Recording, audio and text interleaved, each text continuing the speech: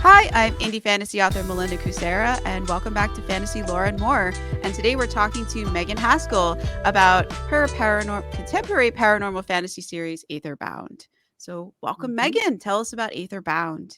Sure. So, Aether Bound is as you said, contemporary portal fantasy, I like to say. So, Lil is a bartender in Laguna Beach who can see the demon on your shoulder, and she knows exactly what you desire. So, she's going to serve it to you in a cocktail. And in Aether Bound, her brother goes missing in this like freak ocean storm. And so she actually has to travel to the realm of the gods to rescue him from the ocean god Aegir and his underwater underworld. So this series was actually conceived in COVID, and I needed a drink. So I wrote myself a magical bartender. That's so cool. Yeah. So it's a lot of fun. It's, action, adventure, portal fantasy with a contemporary setting. So it's good. I like it. No, that's I'm no, biased, I but like I that. like Just it. serves you exactly what you need. That's so fun. We all Yeah. want one of those bartenders. It's Right. like Exactly. you don't even get to order; they just hit. They already know. Yeah. That's so fun. All right, Yeah. let's meet Lil. Sure. Okay. So this chapter, this is an excerpt from a chapter about in the middle of the book of Aether Bound.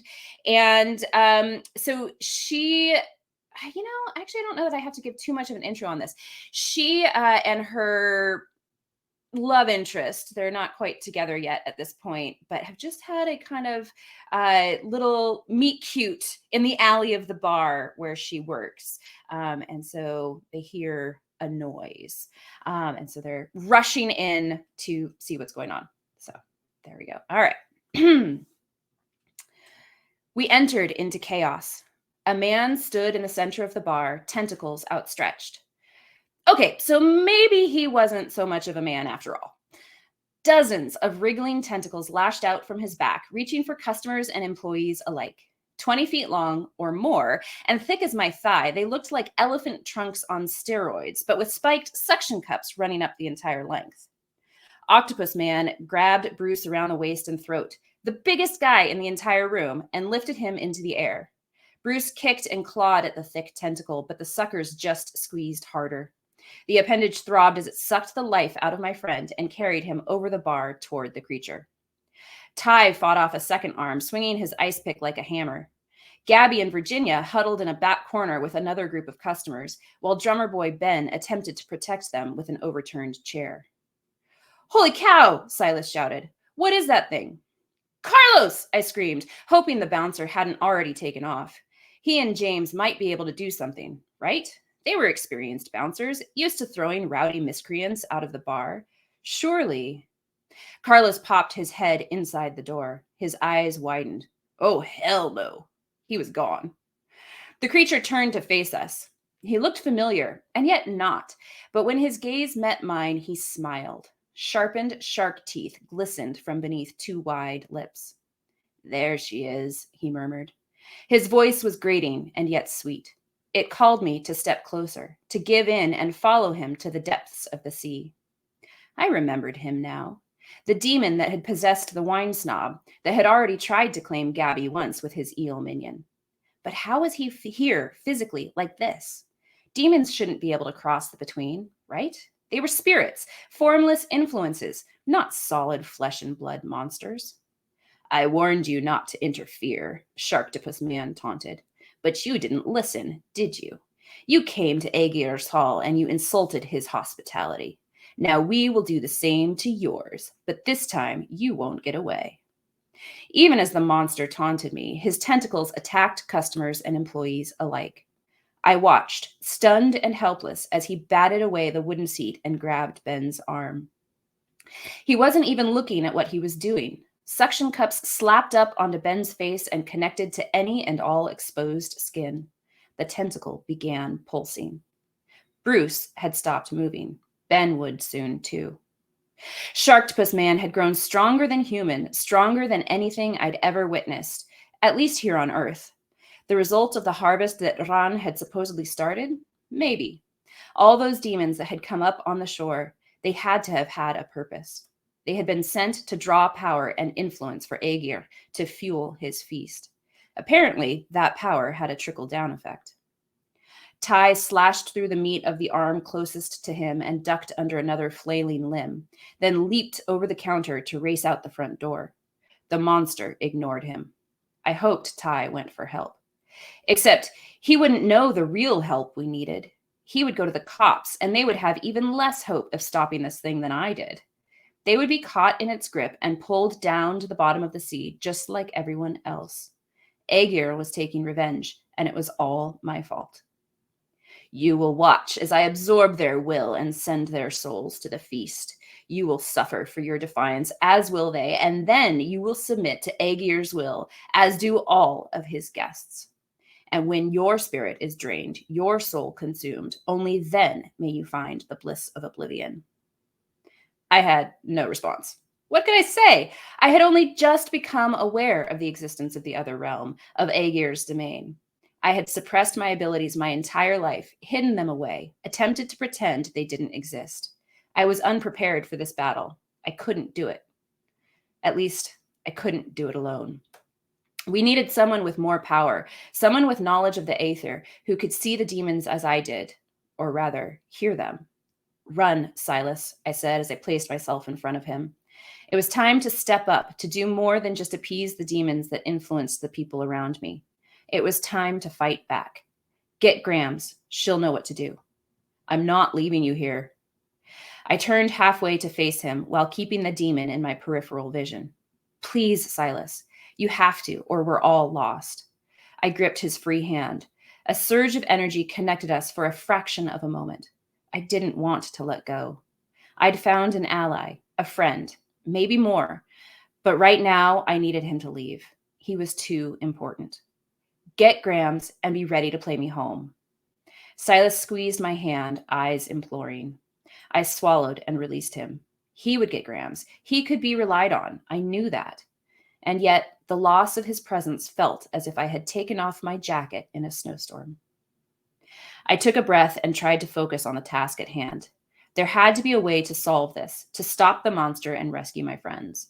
I had traveled into the Aether to rescue Ezra, and I could do no less for the people who had gotten caught up in my madness. Let them go, I ordered with as much confidence as I could muster. I was no fighter. I couldn't save them with physical strength. Hell, if Bruce hadn't been able to fight them off, I had no chance. They are the sacrifice you have chosen to make, the creature sneered. I chose nothing, I replied. I don't sacrifice those I love, not for anything. You chose to disrupt Aegir's sacred feast, to deny his wife Ran her greatest desire. When she is unhappy, so is our God, and the ocean will take its due. You talk in myth and riddle. I stepped forward, feeling in my pocket for my little slip of paper. The napkin had freed Gabby from the demon's touch.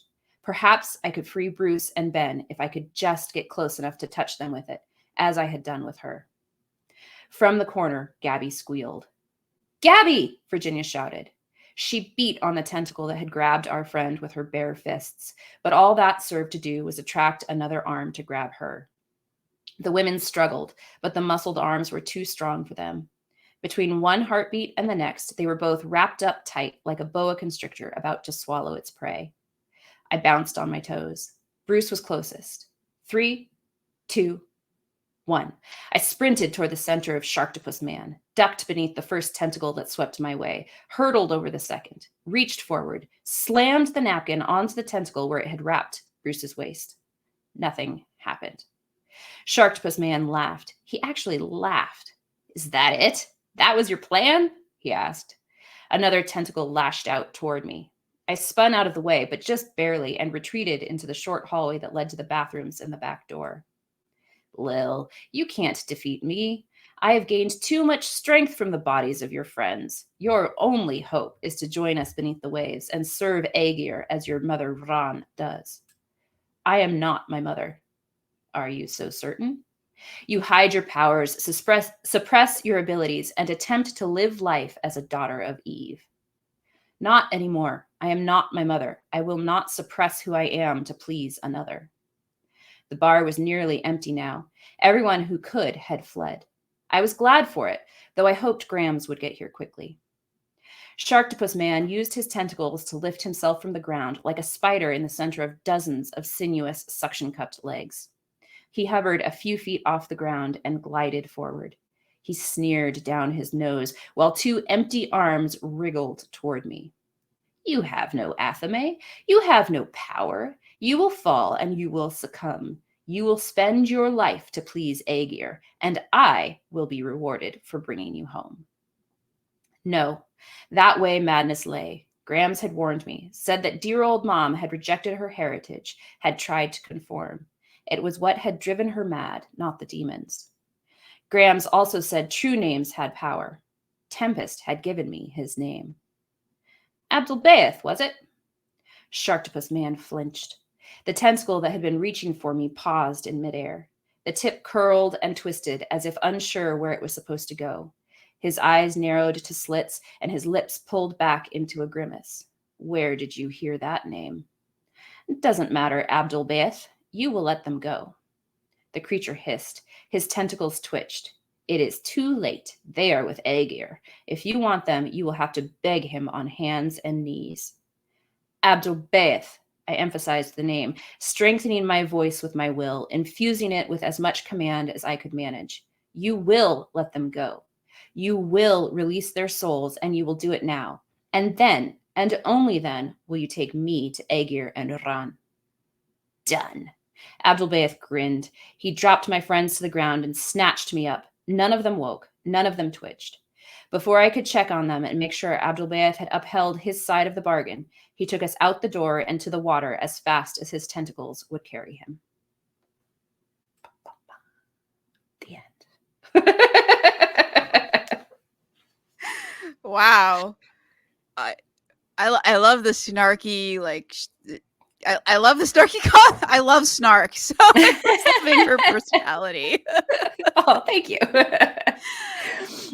Yeah, she's a lot of fun to write. I mean, the whole thing is a lot of fun to write because one of my favorite things to do is to take actual myths and then twist them to my story purposes.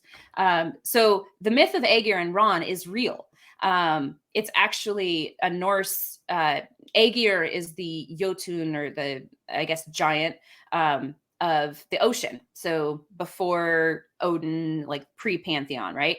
And Ran was his wife. So Aegir is the god of the ocean. Ran, and he has this like underwater, like afterlife thing, kind of like Valhalla, but a mead hall. And he takes the souls of the drowned. Well, Ran drowns the sailors. So there you go. And it's so much fun. So I get to take all those like elements and mix them all together and then create the characters that can have fun with that. Or, you know, I can have fun with the characters being in mortal danger, I guess. Yeah, it sounds like you are having a good time with that. So yeah. So the original myth, is there more to it than that, or is that too much spoilers? No. I mean, so that's the basis. So in Norse mythology, there aren't a ton of stories about Aegir and Ran. But he like I said, the ocean god, but a Jotun, so giant, right? They have okay, so Jotuns are giants, because that would be my next question. I was like, I've not heard that before. Yeah. So the way that the Norse mythology works is that it's actually sort of similar to Greek mythology, in that like you have the original primordial beings, then you have the giants, then you had the pantheon of original gods, which was like Odin and stuff. And actually in Norse mythology, then you had the Aesir and the Vanir. Anyway, that's too much information. But so Aegir and Ran, there's not a ton of information about them, but they do know that sailors would pray to or sacrifice to Ran to try to make sure that their passage across the ocean would be safe. And then Aegir, they know that Aegir's mead hall was like the afterlife for the drowned, right? And Aegir was purportedly the best mead maker in all the nine realms, all the Norse pantheon. So there's a couple stories where like yeah. Odin visits and there's a feast and stuff. So I kind of incorporate that into the feast elements, but I'm not retelling the myth. I'm just Gotcha. using elements of it. So, all right. So I guess people were kind of looking forward to drowning then, because you end up in with the best mead in It was kind all of a the. big party. Yeah. I mean, I don't know. Like, I don't know that they necessarily looked forward to it. That's probably a bit of a stretch. I mean, they did sacrifice Turan to prevent that. But if you were going to go, I mean, it's not a bad place to go. Okay, so the best mead in all the realms is not a Mm. reason to go there. No, I mean, you wouldn't want to, die just for mead, I don't think. Well, I mean, there might be people out there who would make that trade. I don't Maybe, know. maybe. That's Yeah, yeah. wild. Yeah. So anyway, so that's kind of the basis for Aether Bound. And the whole series, my concept is that Lil is a descendant of Lilith. So the series name is actually the Rise of Lilith series. But so she is a descendant of Lilith. So she has the ability to see, interact with, and travel to the realm of the gods, the Aether.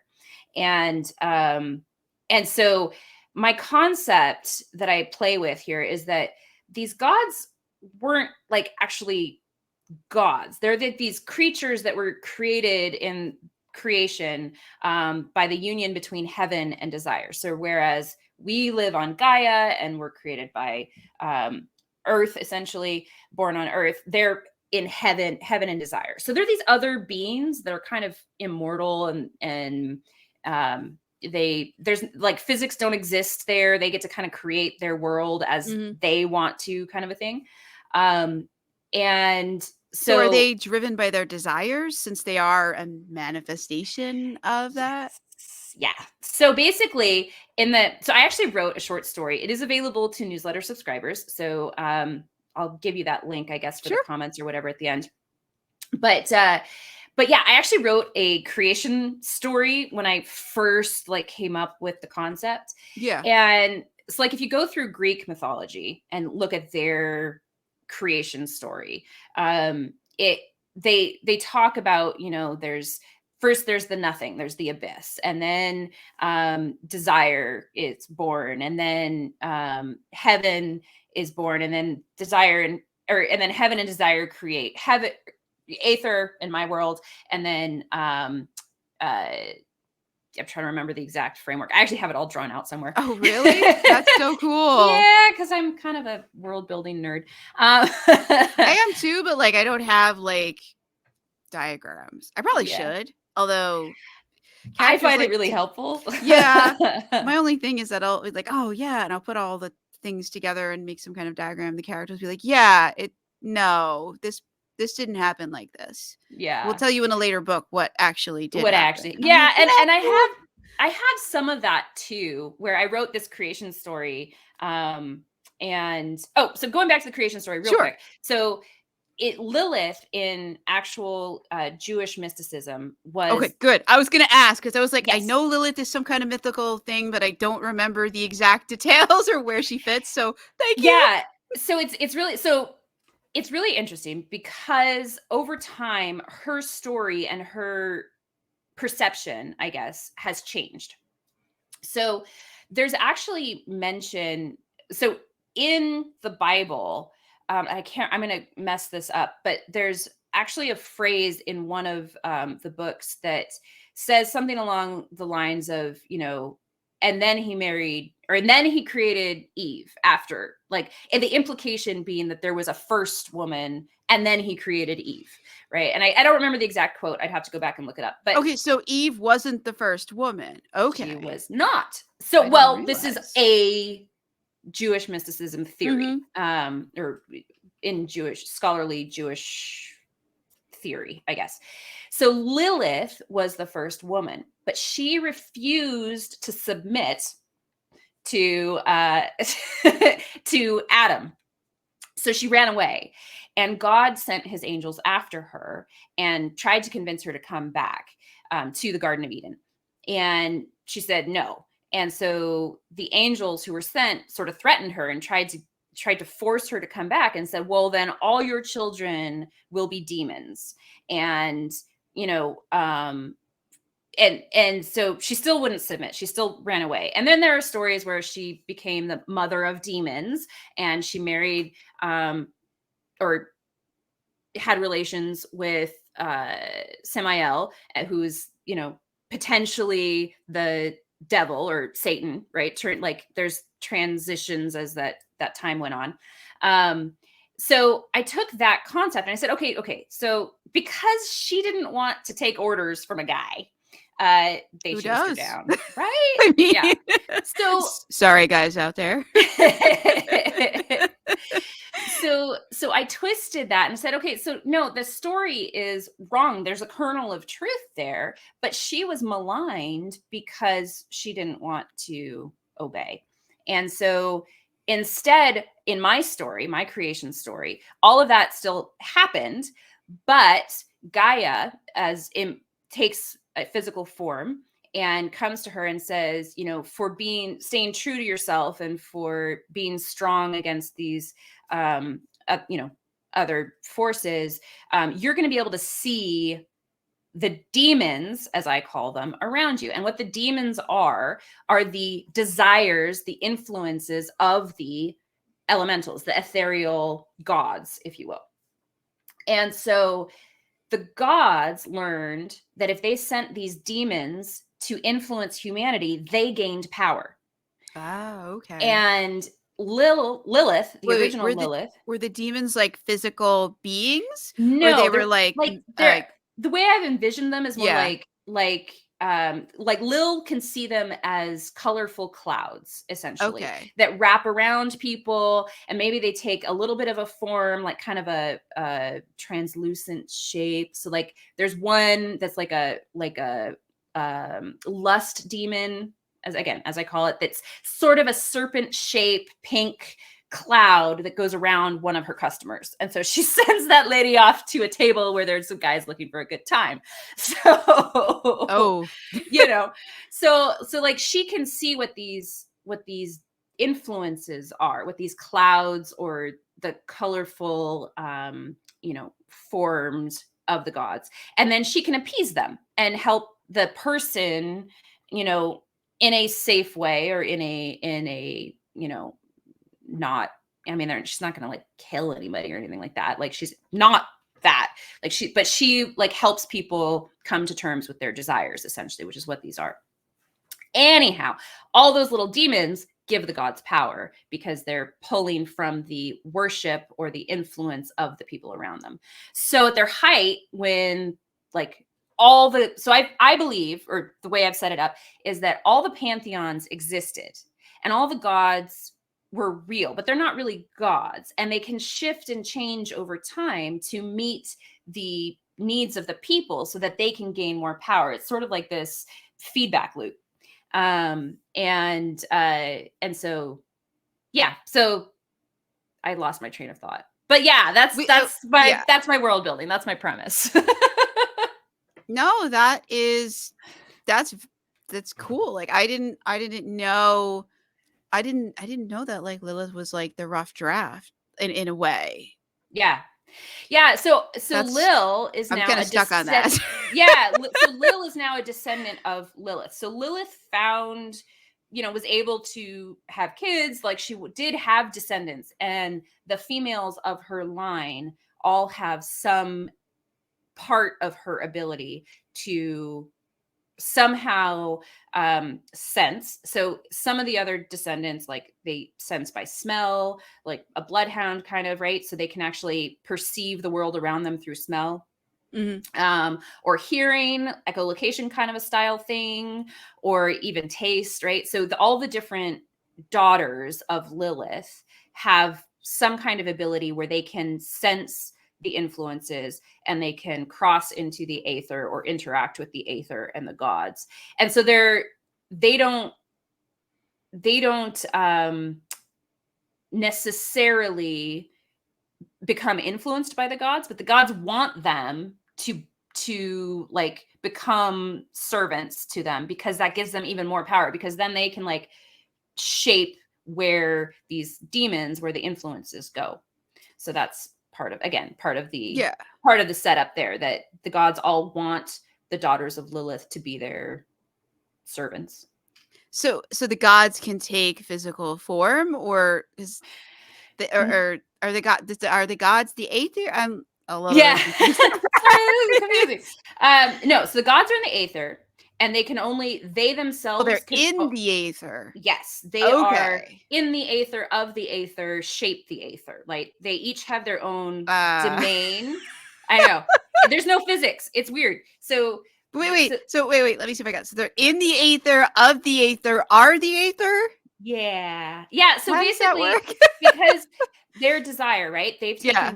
They've taken form in the Aether, but they can shape the world around them. So Right. whereas we have to exist in the world as it is, they get to create the world that they want.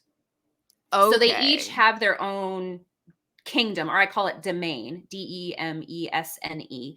It's a French word, but basically their own kingdom where they get to make it look, feel, do whatever they want. They can change the shape, they can change the size, no physics.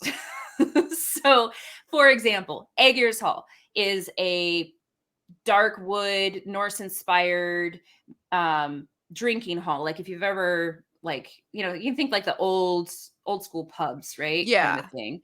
With a giant bar in the center, but there's no doors or windows. Like it just keeps going. So you can kind of keep shifting and changing with the space shifts and changes based on what Aegir wants and where he wants people to go or what he wants them doing or all of those things. So yeah, so that's what I mean. So they're like, they each have their kingdom, they each have their domain. They can travel into each other's domains, but sort of it's taboo to do that without an invitation. Makes So they each have their sense. space, and they each take influence from humanity in a different way. So Aegir, it's the souls of the drowned.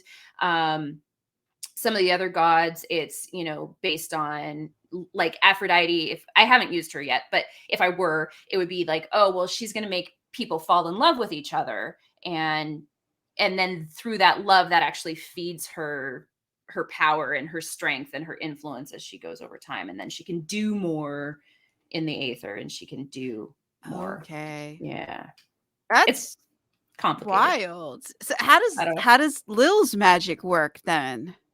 So, like I said, so she can see the demons. So her major sense is vision. And so she sees these influence and these clouds around people. And then because she is a daughter of Lilith, she is starting to learn that she has more abilities than she actually thought. And so in Aether Crossed, which is book 2, I actually start introducing more daughters of Lilith. And it turns out it's kind of I've taken elements of traditional witchcraft and Right. use that. So like they use symbols to channel their will, or to channel the powers of the Aether and the gods, and interact with the gods. So with the right symbols, they can actually travel to the Aether and actually Okay. like cross. I call it crossing the between. So crossing the veil in other, you know, mythologies or other books, same concept. They cross the between and go into the Aether using these symbols that are basically a focus for their intention and their will. And so she's now learning that she can do that. So she's travels to the Aether. She goes to Aegir's Hall to rescue her brother in Aether Bound, and in Aether Crossed, which I just launched on Kickstarter, which is Oh, so awesome. It came out, I yeah. launched it yesterday.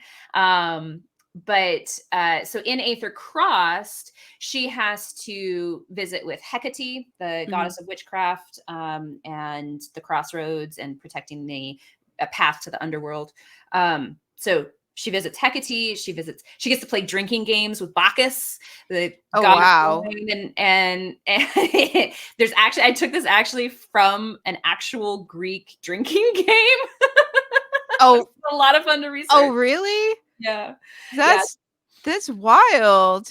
yeah, so she goes to, so she like travels through these different domains to get to Apep or Apophis, who is the Egyptian god of chaos and destruction and the endless abyss.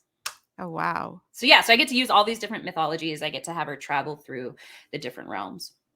That's cool that you're able to make it work, that they don't conflict with each other, or yeah, because like I thought Hecate was like the first woman, but I get maybe that's she has a different origin in your. Yeah, so concept that I'm kind of been playing with a little bit is that Lilith and Hecate were friends. Oh, okay. So Lilith was the first woman on Earth. Hecate is kind of sort of her counterpart in the Aether, kind of sort of. So she was the first female Aether Yeah, I don't know or that I'm going to god or actually go with that, but like they were friends and so they knew each other. right. And so in actual mythology, Lilith and Hecate do often get conflated. Hecate, in particular, has a lot of different parallels with other goddesses. So, in addition to Lilith, who might also be conflated with Inanna from Babylonian mythology, and then that kind of turned into potentially Hecate. Like, there's like a you can kind of follow this path of influences if you go Mhm. through the different pantheons and the different morphologies, I guess, of mythology. Bleh. Yeah, they do kinda. But there's a progression Yeah. for a lot of them, and you can say that this god was very similar to that god, so maybe they were actually the same god, and I do that a lot. But anyway, so yeah, so in actual mythology, Lilith may have over time morphed into or been conflated with Hecate. So the two are very similar. But in my world, I've made it so that Lilith was the human and Hecate is the goddess and or the ethereal being. And they were friends. Yeah, That's wild. So the original Lilith was friends with the Hecate, so we don't know about original. the descendants. They may or may not Right. befriend her. Right. So Exactly.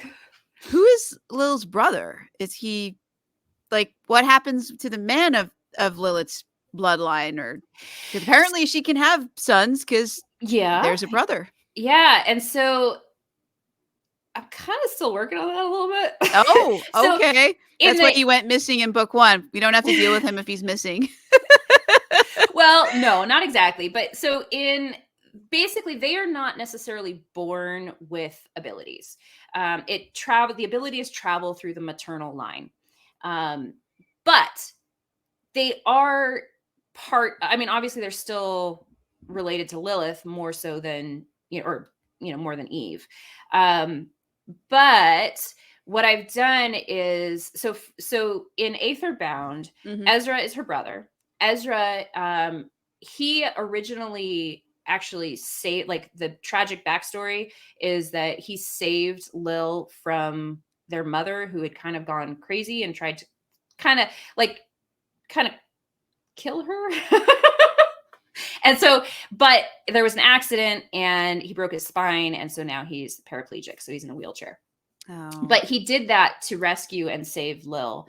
And they're very, very close. And he was the only one who's kind of supported her and believed her over the years that she could see these things, that she wasn't, Right. schizophrenic or something. He That doesn't this see this was them a thing. though. No, he does not see them, but he believes her because they're really close and Yeah. he went through the same trauma together. Um, Did the mom see them? yes, yes, because she was also daughter of Lilith, but she was trying not to. She didn't want to be a daughter of Lilith. She didn't I want the see. responsibility. She didn't want the curse, right? So anyway, so Ezra does get captured and taken to Aegir's Mead Hall. And so Lil has to go after him and find him. And things happen. I don't want to give any spoilers, but when they come back, he now kind of has almost like an ESP, sort of extra little bit of something going on. He still can't see anything. He still can't interact with it the same way that Lil does, because he's not of the maternal line, but he's been affected by that energy and now has a little bit of extra sensory perception. But I'm still kind of working out what, like, he is in Aether Crossed as well, and that comes out a little bit in it, but more as like a hint rather than a straight up like, I'm going to tell you the future kind of thing. I mean, I would expect if you went to the underworld, even if you were unwilling, that you would come back, especially if you were not willing and it wasn't your time and you didn't actually die, that you would come back a little bit changed. Yeah, exactly. So, Contact with the gods or anything of divine or nature generally changes people. right? Exactly. Did Exactly. So, yeah. so the demons that they send out, can they affect Lilith or her brother? Or are they protected because of their bloodline?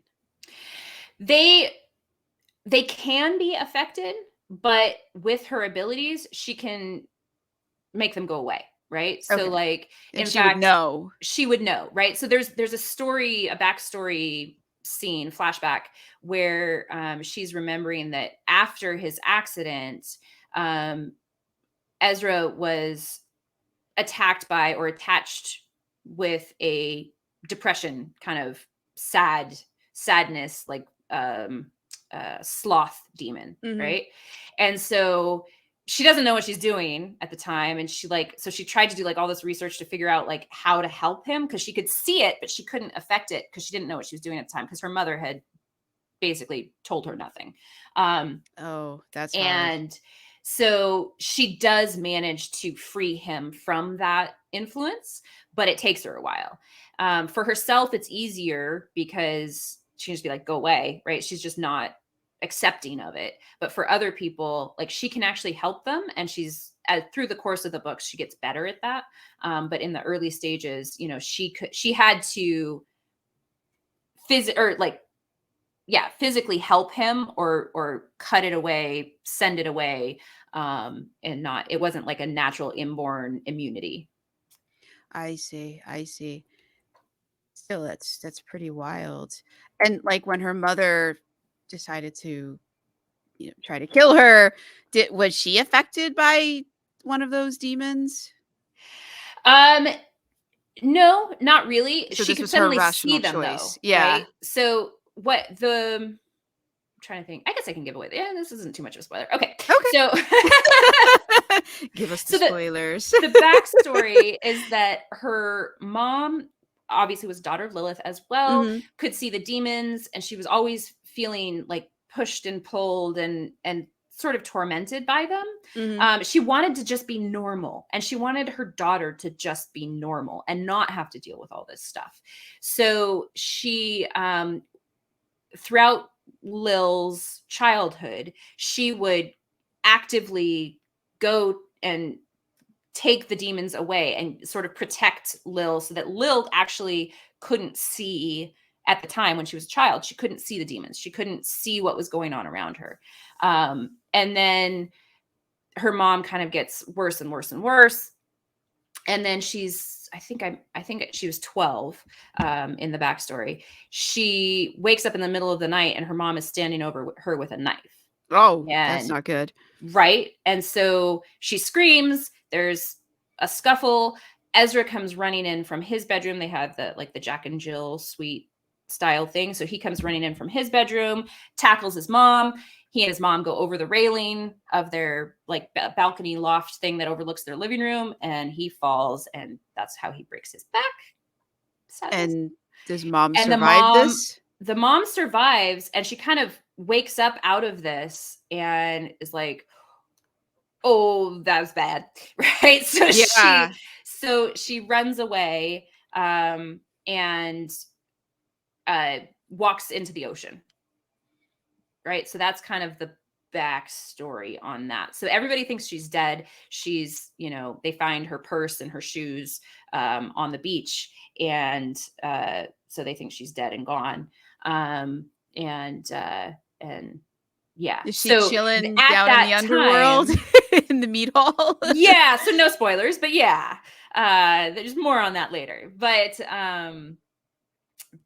yeah, so Lil, after that happens, her mom is no longer protecting her or insulating her from the demons. And so at the age of 12, she starts to be able to see what's really going on, and all these other influences. And so at that point, she has no training. She has no knowledge of anything. She just knows that it's real. And so, but everybody else kind of thinks she's gone nuts because of the trauma. So, yeah. That's wild. And then we got to talk about the Kickstarter though, too. Yeah, I yeah, don't, I want to hear the details on that Yes. one. What's the campaign for? All What are the right. pretties? Yeah, so the campaign is for the paperback of Aether Crossed, which is book 2. So what the goodies are, so that, I mean, the base package, right? Like the lower tiers, you can get Wait, the ebooks. so Aether Cross is not out yet. No, not yet. So Yeah. you can't get it in any format right now except through No. the Kickstarter. Okay. Right. Continue. Exactly. I just want to get that point clear. Yes. Yeah, it is currently unavailable anywhere except on Kickstarter. Once the campaign closes, the ebook will immediately go out to backers. Well, immediately after I get paid, I guess, because there's a little bit of a time lag. Yeah, and then it will eventually get up on stores, but there'll be a Yes. period of time where it is exclusive to the Kickstarter. Yes. So like the lower tiers, obviously you can get the ebook and the paperbacks.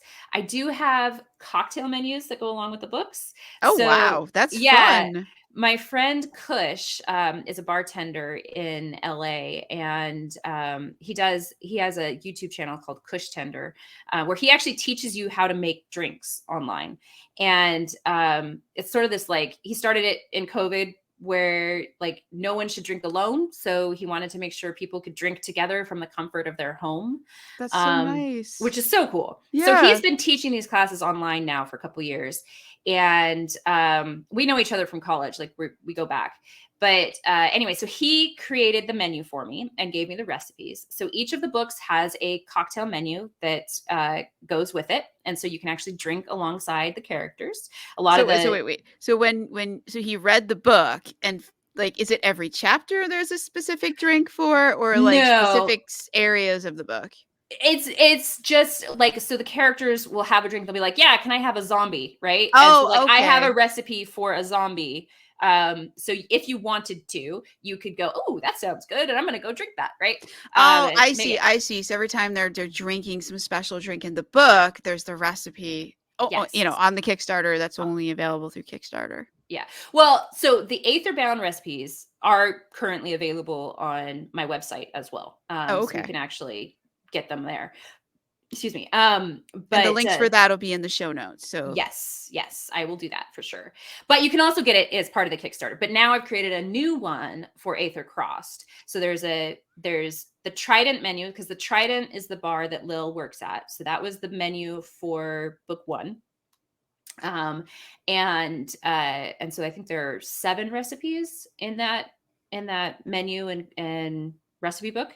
And then in Aether Crossed, it's the Abyss bar, which you have to read the book to find out why I called it the Abyss bar. And again, I think there's 7 recipes that go along with that. And not all the recipes in the cocktail menu are referenced in the book, but a lot of them are. And so you can actually, like I said, go in and make the drinks as you see them referenced. That's fun that there's some extras. Mm-hmm. Yeah. So they're cocktail menus. I've also commissioned an artist to make a pentagram. I call it the elemental pentagram design. So in the higher tiers, in the lower tiers, you'll get like a wallpaper of that, a digital download. In the higher tiers, I've actually made stickers out of that and out of my logo that says Megan Haskell with my little pixie. I have it. I don't know where it is. Anyway, so the pixie from the Seniari Chronicles, which is my other series, and it says Myth, Magic, and Mayhem on the bottom. It's like my little logo. Mm-hmm. So I made stickers out of those. And then at the highest tiers, I also did, I have a ribbon bookmark. Here it is. I'll show you these. Yeah, and then describe them for people who are not watching. Yes. Describe the pretties. I have this ribbon bookmark that ties into the Aether Crossed And it's magic silver. system. Yes, it is a kind of silvery white, translucent or, partially see-through ribbon on top of a black satin ribbon, or wrapped around. It's sort of in the middle, a black satin ribbon. And then on each end, I have a silver Oh, pendant. that's so pretty. One is the symbol of Lilith, the sigil of Lilith, and the other is a pentagram in little silver designs. And I'm hand making these myself. Oh boy. Yeah. Yeah. Found out I am not the craftiest person, but I found out this is actually relatively easy and doable for me. So I'm excited to actually be doing something crafty. So this bookmark is coming from the hands of the author. From the hands of the author. Yes, yes, yes. And then I also have a little keychain. There we go. It's a wooden kind of rectangle shaped keychain with a triple moon design burned into it, or like it's like that laser burned engraving. Yeah, those things are so cool. Yeah. And then it has a little iridescent rainbow colored, it's kind of hard to see on the camera, but it's called a titanium quartz crystal attached to it as well.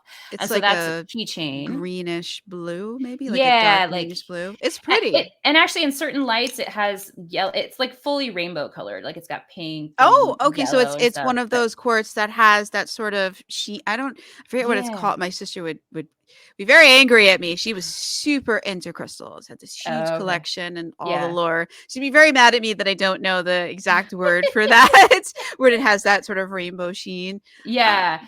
So I this think it's called titanium quartz. But anyway, so again, ties into the books as far as the symbology and the iridescence. colors. It's iridescent. That's the Iridescent. word. Yes.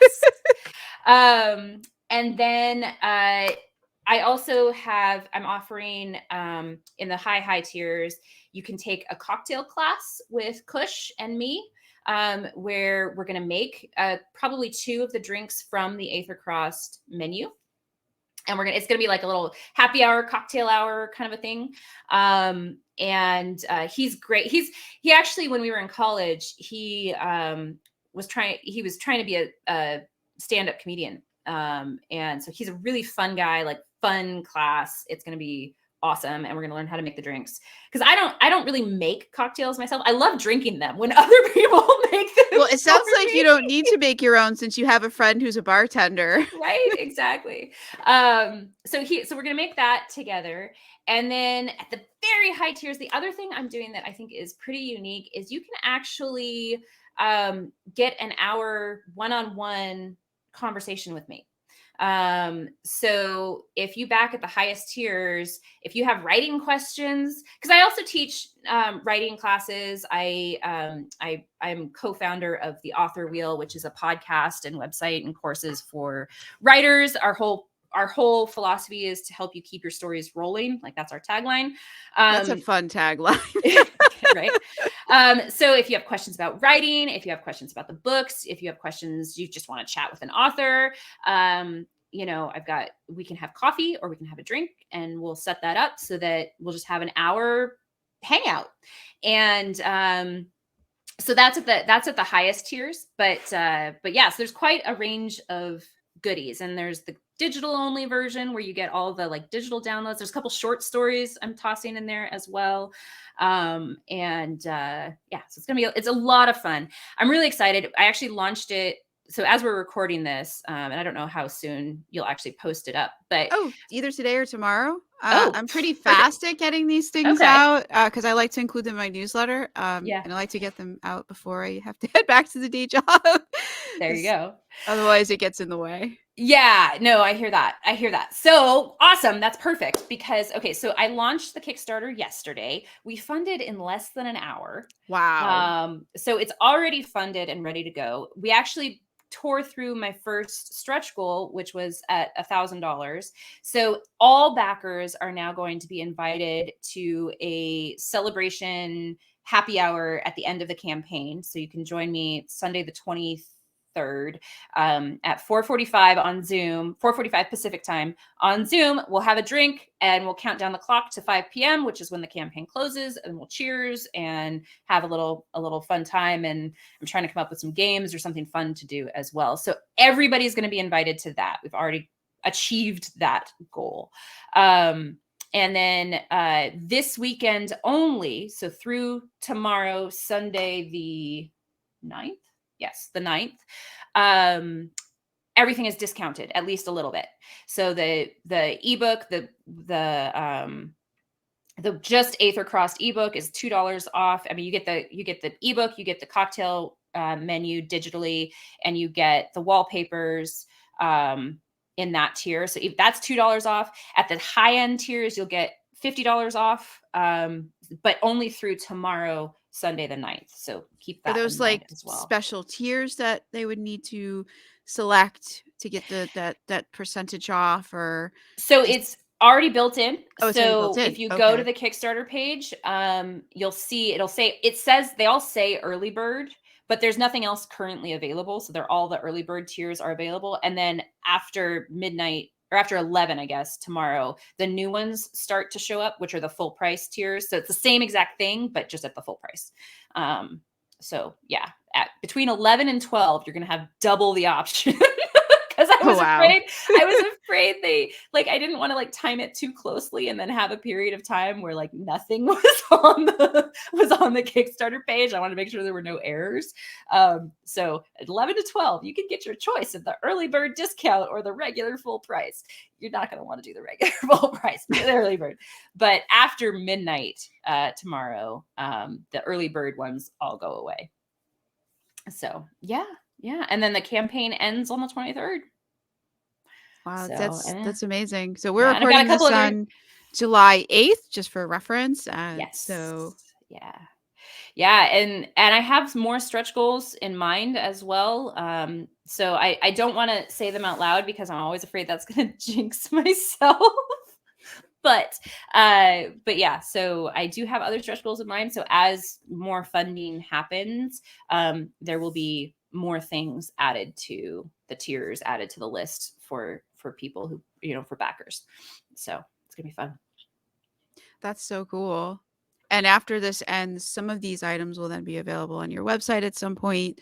Yes. There'll be some period of exclusivity following the Kickstarter where you won't be able to get Aether Crossed anywhere unless you were a backer. Mm-hmm. Yep, exactly. Yeah. So the ribbon bookmarks themselves will probably never be available anywhere else ever. This is the only time you'll be able to get them. The keychains, I buy those from a third party. So sometimes I have them in stock, but I pretty much only sell them at live events. But otherwise only on the Kickstarter. So some of these things will never ever be available again.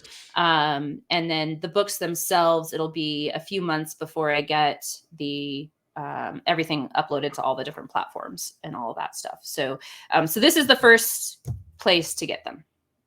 Yeah, no, and it sounds like you get so much more than the books, which is awesome. You get an experience with them. Yeah, which is exactly what I wanted, because I feel when I wrote, like I said, I started this in COVID, and I needed, I was missing being able to go out to restaurants, being able to go out to bars, having that kind of, even if you don't know the people, there's that camaraderie of a bar where you're sitting. One of my favorite things to do is to sit at the bar and talk to the bartender and talk to the people to my left and to my right, and just be a part of that experience.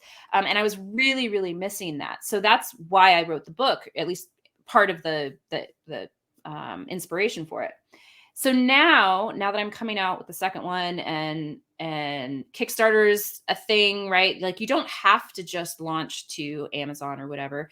You can do this. And I wanted it to be that experience. I wanted to bring people together and have a drink and join the party. That's one of the taglines for the books too, is just enjoy it and be entertained and have fun and be with other people who have similar interests to you, and share a laugh, share a good time. So that's what I'm trying to do. I'm trying to make it an experience. No, that's really awesome. It sounds like you achieved it. Like this, it sounds so cool. Thank you. The Thank you. bartending class, the celebration, Zoom.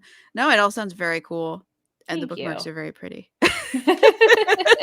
Thank you. Yeah, I was really excited with how it came out. Like I wasn't sure I was going to be able to do it. And it's like smooth too. It's like my first prototype, I picked a ribbon that was it was beautiful. It was glittery. It was kind of this like lacy kind of thing. But it was too scratchy and it was too stiff. So it wouldn't work as a bookmark very well. So I had to do a few prototypes, but now this one is like nice and smooth and it'll go nicely between the pages. And I measured the length. So it's actually fits perfectly with just a little overhang on each side for the pendants to be outside on the book and all that. So it's gonna be nice. Oh, it is very pretty. It's a very, I'm not usually a bookmark girl, but like that's a very pretty bookmark. I own like so few bookmarks, but that one is very cool. Oh, thank you. Thank you. Yeah. No, I'm excited I get to make it. Yeah, no, I'm guessing it's a fun process or you wouldn't be doing it. Well, and it's something you can kind of do like on the couch while watching TV and sort of like just doing something with your hands when your brain is otherwise occupied and create something. I don't know. Like I said, I've never been a craftsy person. Like I'm not really into that, but I'm excited about this because it is easy and it is something that I can do and it's pretty and it's going to make the book so much better. So I'm excited about it. And it's cool because you're getting something that's handmade by the author, which I think is really cool. That's not something you can get from every author. Right? No. So hopefully everybody will like it and, the readers will appreciate it and enjoy it. And that's the goal. I just want to make it fun and beautiful and exciting. No, it sounds like you've succeeded in that. So is there anything else you want to say about the Kickstarter or Aether Bound or Aether Crossed or Lil? I don't think so. I mean, they're like the reviews for Aether Bound have been amazing. Aether Bound was a Book Excellence Award finalist. So it's a great story. It's worth the read. But beyond that, I mean, I think I did my best to hook y'all in. So go back the Kickstarter, I guess, is the moral of the story. Yeah. No, you got to send me the link so I can throw it in the show notes. Absolutely. That I don't have right now. Yeah. But thank you so much for coming. This was so much fun. Thank you so much for having me. I really enjoyed it. It's a fun conversation. I love talking world building and writing and like idea generation and all of that. So no, you're welcome to come back anytime. We can talk about a different book or as long as it's fantasy. Awesome. Yeah. Well, yeah. And I do have it's the Signoria Chronicles is my primary series I'm saying complete for now. So I don't have a new release coming out soon, but it's another fun action adventure portal fantasy story. You should come back and we should talk about it. Absolutely. My TBR is that long enough. I need some more action fantasy to add to it. Awesome. Yeah, anytime. Cool. We'll have to get you back then. All right. This has been Fantasy Lore and More with Megan Haskell. I am Melinda Kucsera, your host, and I hope you'll be back for our next episode. Thanks so much. Have a great day or a great night, depending on where you are.